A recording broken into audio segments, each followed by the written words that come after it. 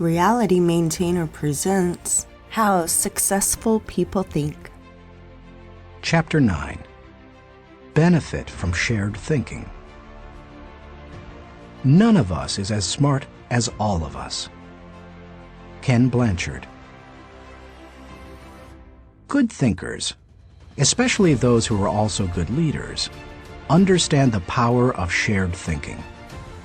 They know that when they value the thoughts and ideas of others, they receive the compounding results of shared thinking and accomplish more than they ever could on their own. Those who participate in shared thinking understand the following. 1. Shared thinking is faster than solo thinking. We live in a truly fast-paced world. To function at its current rate of speed, we can't go it alone. I think the generation of young men and women just entering the workforce sense that very strongly. Perhaps that is why they value community so highly and are more likely to work for a company they like than one that pays them well. Working with others is like giving yourself a shortcut. If you want to learn a new skill quickly, how do you do it? Do you go off by yourself and figure it out? Or do you get someone to show you how? You can always learn more quickly from someone with experience, whether you're trying to learn how to use a new software package, develop your golf swing, or cook a new dish. 2. Shared thinking is more innovative than solo thinking. We tend to think of great thinkers and innovators as soloists. But the truth is that the greatest innovative thinking doesn't occur in a vacuum. Innovation results from collaboration. Albert Einstein once remarked, "Many times a day, I realize how much my own outer and inner life is built upon the labors of my fellow men, both living and dead, and how earnestly I must exert myself in order to give in return as much as I have received." Shared thinking leads to greater innovation. Whether you look at the work of researchers Marie and Pierre Curie, surrealists Luis Buñuel and Salvador Dali, or songwriters John Lennon and Paul McCartney. If you combine your thoughts with the thoughts of others, you will come up with thoughts you've never had. 3. Shared thinking brings more maturity than solo thinking. As much as we would like to think that we know it all, each of us is probably painfully aware of our blind spots and areas of inexperience. When I first started out as a pastor, I had dreams and energy, but little experience. To try to overcome that, I attempted to get several high-profile pastors of growing churches to share their thinking with me. In the early 1970s, I wrote letters to the 10 most successful pastors in the country, offering them what was a huge amount of money to me at the time, $100, to meet me for an hour so that I could ask them questions. When one said yes, I'd visit him. I didn't talk much, except to ask a few questions. I wasn't there to impress anyone or satisfy my ego. I was there to learn. I listened to everything he said, took careful notes, and absorbed everything I could. Those experiences changed my life. You've had experiences I haven't, and I've had experiences you haven't. Put us together, and we bring a broader range of personal history, and therefore maturity, to the table.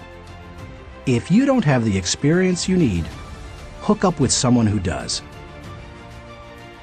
4. Shared thinking is stronger than solo thinking. Philosopher-poet Johann Wolfgang von Goethe said, "To accept good advice is but to increase one's own ability. Two heads are better than one when they are thinking in the same direction. It's like harnessing two horses to pull a wagon. They are stronger pulling together than either is individually.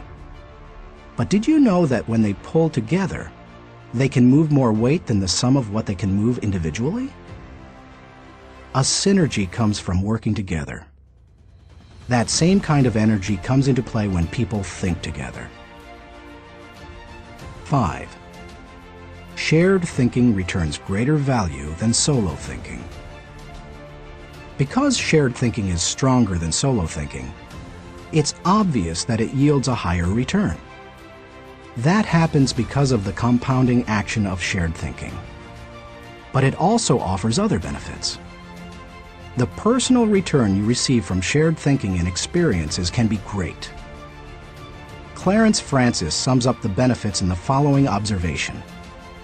I sincerely believe that the word relationships is the key to the prospect of a decent world. It seems abundantly clear that every problem you will have in your family, in your work, in our nation, or in this world is essentially a matter of relationships, of interdependence. 6. Shared thinking is the only way to have great thinking. I believe that every great idea begins with 3 or 4 good ideas. And most good ideas come from shared thinking. Playwright Ben Jonson said, "He that is taught only by himself has a fool for a master." When I was in school, teachers put the emphasis on being right and on doing better than the other students, rarely on working together to come up with good answers. Yet all the answers improve when they make the best use of everyone's thinking. If we each have one thought, and together we have 2 thoughts, then we always have the potential for a great thought. How to encourage the participation of shared thinking? Some people naturally participate in shared thinking. Anytime they see a problem, they think, "Who do I know who can help with this?" Leaders tend to be that way. So do extroverts. However, you don't have to be either of those to benefit from shared thinking. Use the following steps to help you improve your ability to harness shared thinking. 1.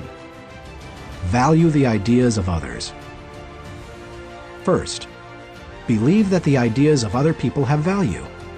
If you don't, your hands will be tied. How do you know if you truly want input from others? Ask yourself these questions. Am I emotionally secure? People who lack confidence and worry about their status, position, or power tend to reject the ideas of others, protect their turf, and keep people at bay. It takes a secure person to consider others' ideas. Years ago, an emotionally insecure person took a key position on my board of directors. After a couple of meetings, it became obvious to the other board members that this individual would not positively contribute to the organization. I asked a seasoned leader on the board, "Why does this person always do and say things that hinder our progress?" I'll never forget his reply. Hurting people hurt people. Do I place value on people? You won't value the ideas of a person if you don't value and respect the person himself or herself. Have you ever considered your conduct around people you value versus those you don't? Look at the differences. If I value people, I want to spend time with them. If I don't value people, I don't want to be around them.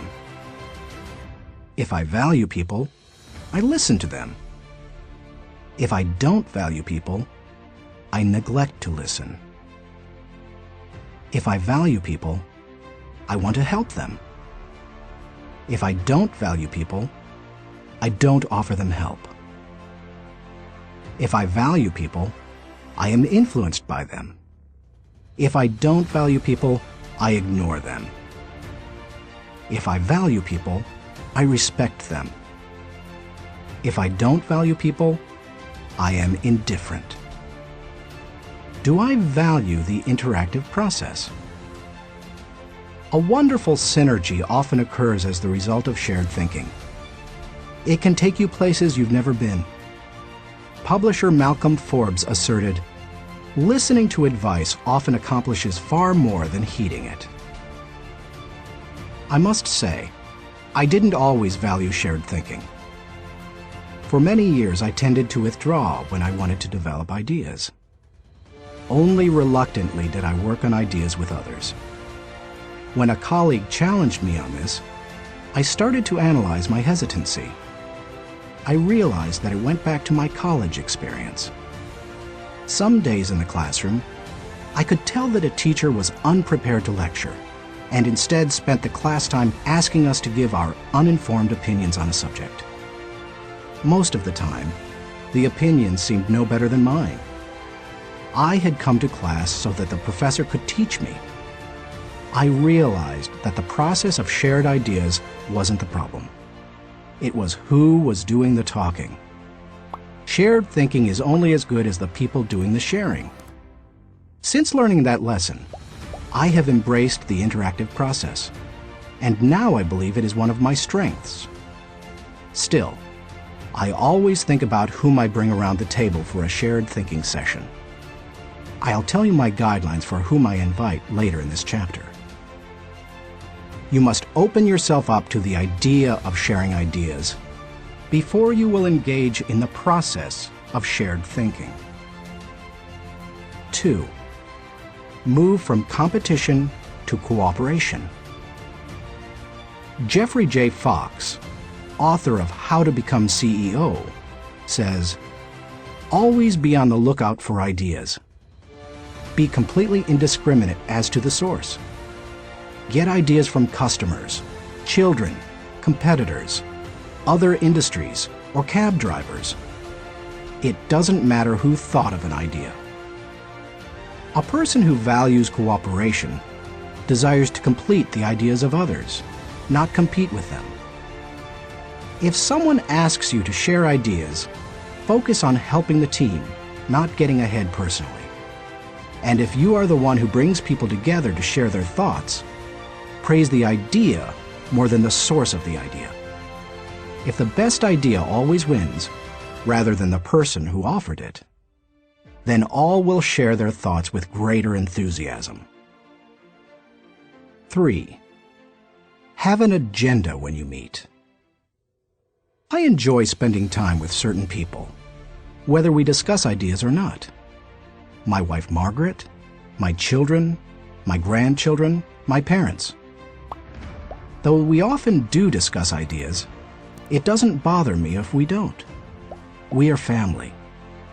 When I spend time with nearly anyone else in my life, however, I have an agenda.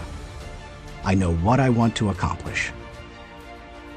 The more I respect the wisdom of the person, the more I listen. For example, when I meet with someone I'm mentoring, I let the person ask the questions, but I expect to do most of the talking. When I meet with someone who mentors me, like Bill Bright, I mostly keep my mouth shut. In other relationships, the give and take is more even. But no matter with whom I meet, I have a reason for getting together, and I have an expectation for what I'll give to it and get from it. That's true whether it's for business or pleasure. 4. Get the right people around the table. To get anything of value out of shared thinking, you need to have people around the table who bring something to the table. As you prepare to ask people to participate in shared thinking, use the following criteria for the selection process. Choose people whose greatest desire is the success of the ideas. People who can add value to another's thoughts. People who can emotionally handle quick changes in the conversation. People who appreciate the strengths of others in areas where they are weak. People who understand their place of value at the table. People who place what is best for the team before themselves. People who can bring out the best thinking in the people around them. People who possess maturity, experience, and success in the issue under discussion. People who will take ownership and responsibility for decisions.